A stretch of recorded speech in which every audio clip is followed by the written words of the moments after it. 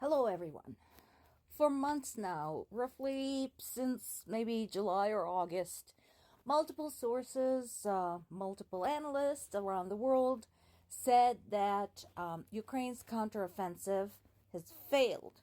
And I was arguing that just because there were no spectacular achievements and no fireworks, that didn't mean that it failed. And here is proof. So, multiple sources today are talking about the rate at which Russia is losing troops in Ukraine. So, my question to everyone is, if counteroffensive has failed, then what's happening with this? There was also an interesting article in the Wall Street Journal showing how much ammo each side is using.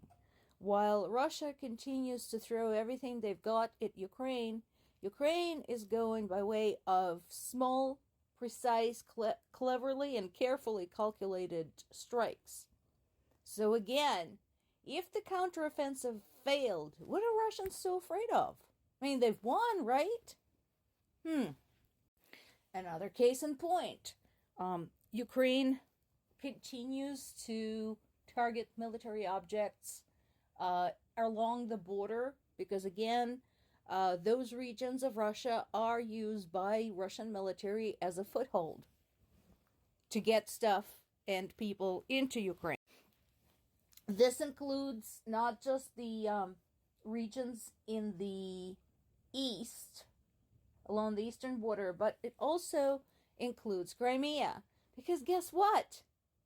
That's Ukrainian territory illegally occupied by Russia.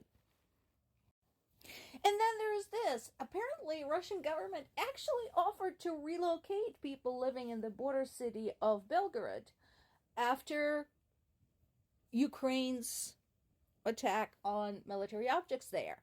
Why?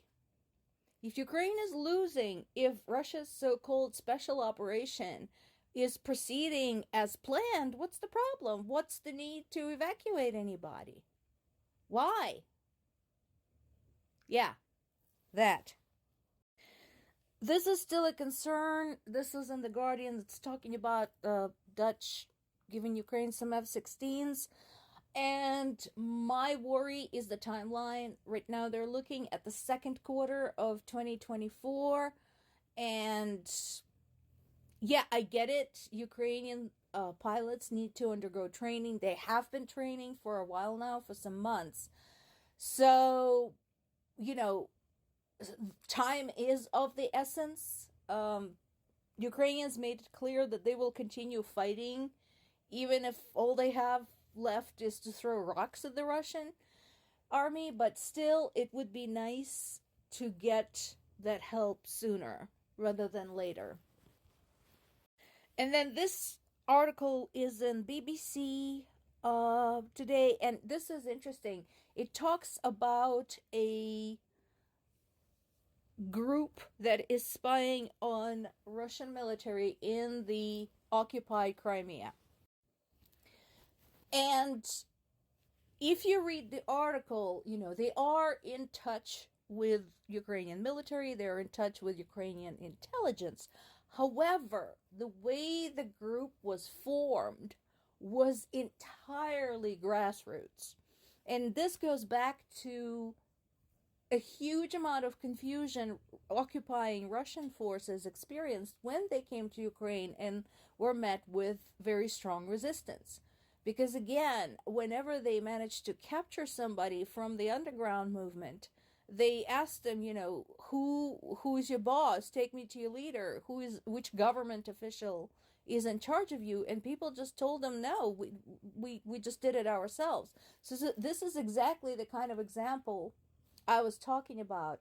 And so far, this group has helped to deliver some serious pain to Russian military in Crimea.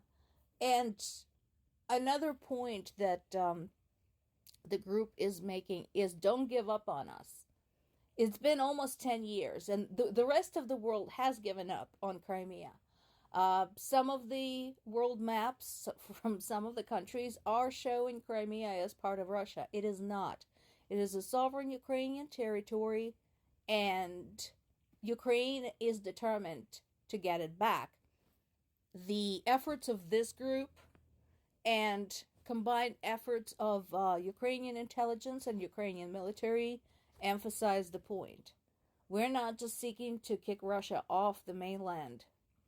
We're getting Crimea back.